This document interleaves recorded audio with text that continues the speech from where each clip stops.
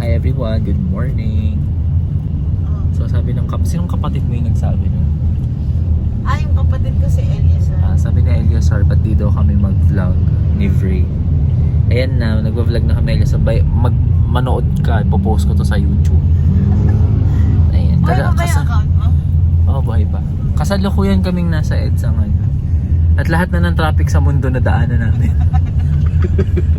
Pupunta kami sa office. Ayan. Dahil kung itong isa ayaw angkas. Tama ba? Ayaw mo mag-angkas? Ba't ba ayaw mo, gusto mo mag-grab? Wala lang, gusto ko lang. Tsaka tinanong naman kita. Ako gusto ko, wag mo ko tatanungin kung gusto ko ayaw ko. Gusto ko talagang mag-grab. Sabi, di ba nagtanong ka? Tapos sabi ko, sabay ba tayo? Sige, ikaw mag-book? Sabi ko. Ako nag-book. Hindi ko nag-book. Ayan. Tapos syempre grab pa uwi. Ay, mag-hi tayo kay Celine. Hi Celine. Hi, Celine. Yung condo niya nandun sa lagi naman may luto yung Ricoa. Di pag kasi dumadaan ako ng ganitong oras, may naamoy ako. Chocolate. True. Minsan nga, bus yung sakay ko. Tapos yung ordinary pa uwi. Maaamoy mo siya. May tsokolate.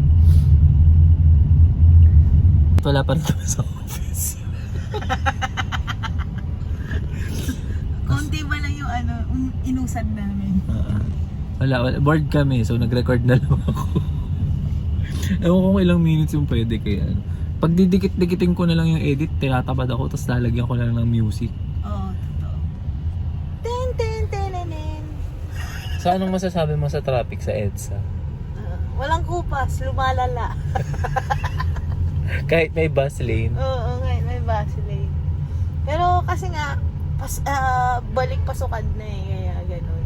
Nasaan ang mga estudyante? Wala ko nakita estudyante. Yung hatid sundo yung nila, may mga private vehicle. Wow. Ang bongga. May mga sarili sundo, buti pa sinusundo. Oo nga, tricycle lang ako, papasok ako ng bakta. Ay ako school bus.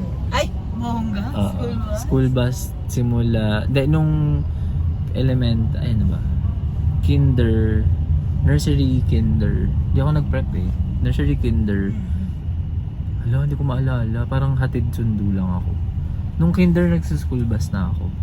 Grade 1, grade 2, grade 3. Ako nga, kinder, pinasakay lang ako sa tricycle pag uwi. Naalala ko sabihin mo ganito lang. Talaga. Nag-tricycle ako high school. May billboard si Kibuloy, nahanap na natin siya. 10 million para sa Diyos at sa Pilipinas nating mahal. Ang alin? Anong pinaglalaban mo? Pumunta ka sa hearing mo. Ano na, Bray? Wala ka bang insight dyan? Ba't di pa pinapatanggal? Sa bagay, binayaran kasi yan. May expiration date.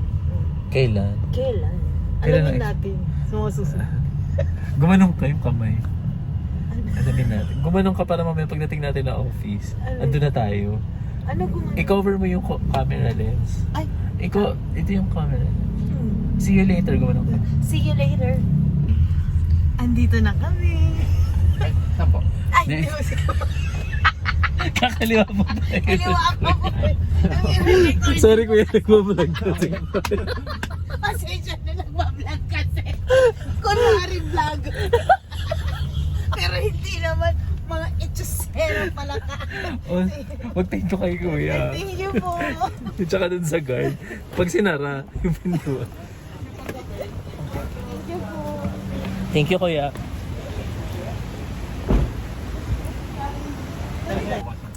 Sorry kuya, kala ko naka-card ako. Tapa. Tama ba? Ay, thank you kuya. Kalimutan ko magbayad. Thank you po.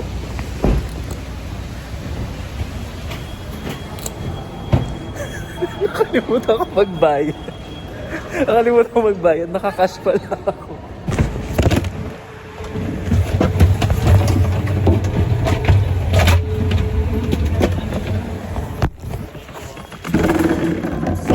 Ha? Nangyari? Saan? Nung bumaba tayo, bumalik ka eh. Hindi nga ako nakapagbayad. Cash kasi. Sabi ni Kuya, wait lang, ay sorry Kuya, sabi ko nakakahiya. Wala yun. Vlog ka pa. Kumain. Parang kapahamak pa natin yung pagbablog. Ano tayo sa kabila? Davao room. Kasi dito sa office namin, may 3 floor. 9th floor, 10th floor, saka 12.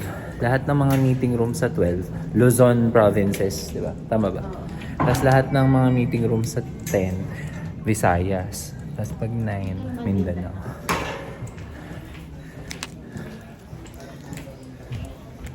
Ay, Ma'am Kat. Ha? May tao. Dami. Sige po. Yun lang, bye-bye. Work na kami. Kikwento siya noon. Kwentong hindi ka siyang malakawan. Nakita ko, ay naramdaman ko, ba't ang bigat? Di tumingin ako ganyan. Tapos saka dumaan yung Video natin si Bay habang isa-isa daw kaming inaano ng number. Ah, sige, sige. Ayaw nga pala, sige. Tapos no, nung nakalagpas na ako, patawid na ako, papunta dun sa amin sa Pisuato. Dun ko nalaman na nakabukas pa rin bag ko. May laptop ka nun. Wala. Ah, Sa first hindi stop naman. pa lang ako. Yun yung bagong salta pala ako ng Manila. Bakit gumaganong ka? Oo, ganun tayo kapag mag-kwento. Umaga. Ito siya sabi. May ginawa yata siya last time dun sa dati yung pinagtatrabaho. Binenta yata yung mga materialis na. Kaya ba? Tapos yun, na-scam siya. Bumalik sa kanya. So, totoo nga. Kaya sabi ko sa kanya, Derek, huwag mo lahat ng illegal, tanggalin mo na yun sa buhay mo. Kasi yan yung Marami siya sa magpapalit. tanggalin. Mukhang marami niya. Narinig mo, sabi ni Joe. Mukhang It's on marami tape. kang tatanggalin. Parang ang dami It's on tape. parating kay So yun yung dapat yung kailangan live like righteous ka talaga, sabi ko sa kanya. Hirap mag-live righteous ha. Tigilan natin yung lahat ng mga ginagawa natin sa buhay. Wag mas matimbang yung emotion natin. Kasi doon tayo daw nadadala. Tapos ang sabi daw, tayo mga Master 11, bago tayo tumulong sa iba, kasi may pagkakataon tayo na gano'n, tumutulong tayo sa iba. Tama ba? Tama. Bago tayo tumulong sa iba, tulungan mo muna sarili mo para sa gano'n, maging successful ka, tsaka katulong. Hindi ba? Sitin muna, sitin. Ano sa'yo? Hi. Mag-hi ka sa vlog. Ikaw. Ako talaga. Birthday mo, birthday. December December 2. 1990. Ngayon na po guys, kino-compute na niya yung numerology. Wala. May sariling application, no? Calculator lang yun. Gumagawa ng kwento. Ulo kayo. May AI na yan. Nalito tuloy ako. Wait lang. December 2. Ako, kasunod mo yung kapatid ko, December 1. 1996. Uy, homebody ka, no? Mas gusto mo nasa bahay ka lang. Family-oriented ka. Yes. Ay, ang Yun yung mga memorize mo. Ang galing ni Bresa. 1990 ako. 11 ka din. 1998. Di ba 29 ka? 11. So, makarisma ka din. Ang galing naman. Magaling siya sa fashion. Magaling manamit si MC. Wala nang gano'n. Charismatic. Ay, di ba kasama yun? Sa bagay. I-connect niya ako. Fashionista kasi Ano pa kayo. meron doon sa Masa 11? Hindi, yung Masa 11 kasi yun yung life path. Yung sa'yo naman, born 13, 1995. Na-pressure. Kailangan mo na-pressure. Tapos kasi kung Pwede naman papapansin mo matalino in other ways. Sa godly, tapos genius, G. Hindi, tingnan mo yung 7th letter ng alphabet natin is G. So, genius, God. Glad. G din siya, glad. Lipat tayo sa 7. Jonah, palitan mo na yung J mo ng G. Jonah. Go na. Go na.